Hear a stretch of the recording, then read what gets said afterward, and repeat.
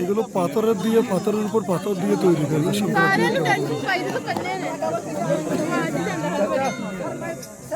धूप में सभी नहीं है।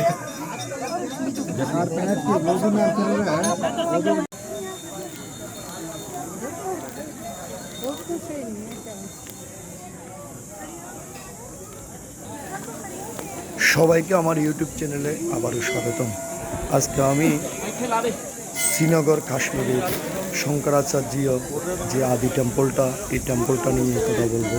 এটা শ্রীনগর ডাল লেকের 15 নম্বর গেটের ঠিক উপরে, পাহাড়ের উপরেই অবস্থিত।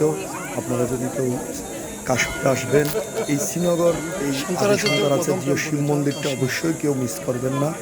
অনেক জাগ্রত এই শিব মন্দির। এটা উনি নিজের হাতে পাথরগুলো দিয়ে উনি নির্মাণ করেছিলেন। আদি শঙ্করাচার্য টেম্পল এটা অনেক পুরনো। এখানে শঙ্করাচার্য প্রথম এসেছিলেন এবং ওনার ভক্তদের নিয়ে উনি এটা নির্মাণ করেছিলেন। আপনারা যদি সবাই শ্রীনগর আসেন, এই টেম্পলটা অবশ্যই দর্শন করেন। সবাইকে আবার স্বাগত।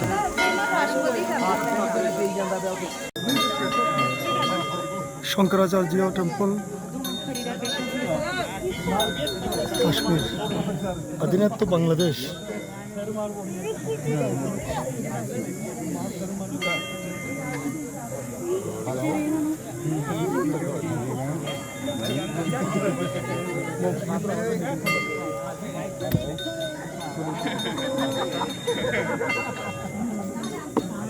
हेलो लाइन लगाया, सिंगल लाइन है, डबल है तो नहीं चलिए। हेलो শঙ্করাচার্য টেম্পল এটা অনেক উপরে, পাহাড়ের উপর। শঙ্করাচার্য প্রথম টেম্পল এটা কাশ্মীর, শ্রীনগরে। এটা অনেক পুরনো শঙ্করাচার্য মন্দির।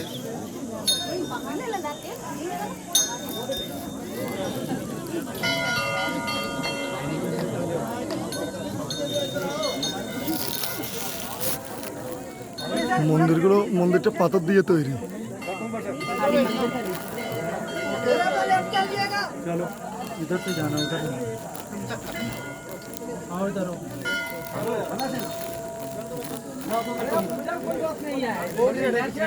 हाँ आप लोग का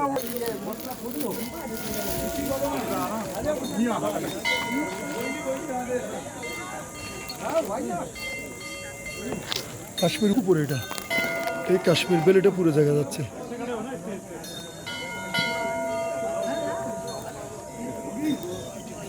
ये मेरे से ही नहीं आया था।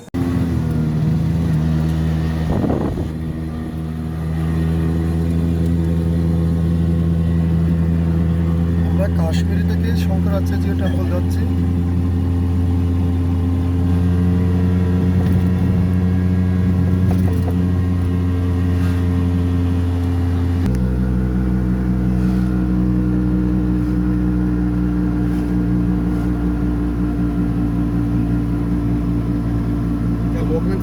नंबर 4 नंबर अत बंद कर ड्राइवर पे हेर मंदिर मज न त्रा फोन न त्रा बटुआ पे कस्टमर कर हवाल अद